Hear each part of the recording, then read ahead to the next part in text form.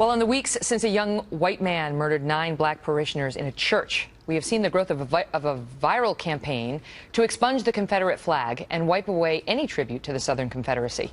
Cities are now planning to remove monuments and memorials dedicated to Confederate heroes, generals, and so on. And today we heard Memphis is even planning to exhume the body of Confederate General Nathan Bedford Forrest and his wife from their 110-year-old resting place and send them someplace else. The issue has even reached the campaign trail, and tonight we are joined by Fiorina, former Hewlett-Packard CEO and Republican candidate for president. Is this just ridiculous? The bodies are coming out of the graves now? Yeah, it is ridiculous. But more than that, it's sad. It's sad when people feel as though we have to change history. We are not a perfect nation. We have worked hard over the course of our nation to become, as Lincoln said, a more perfect union. But to wipe all that history away makes us a weaker nation, not a stronger one. If we're going to dig up all these dead bodies of bad people, we're going to be digging for a long, long time. That is correct. All right. You had some thoughts on Hillary Clinton. You may know she's running for president, as I mentioned.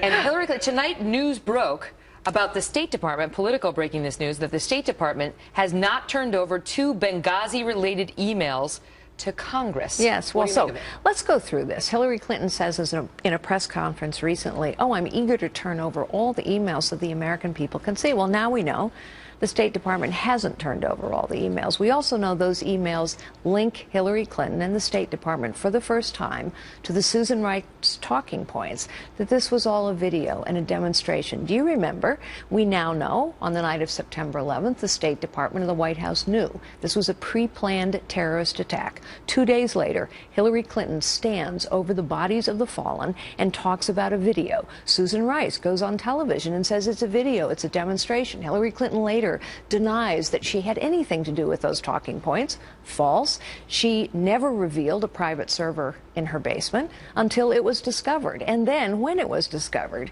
she wipes it clean nearly 2 years after she leaves the Department of State.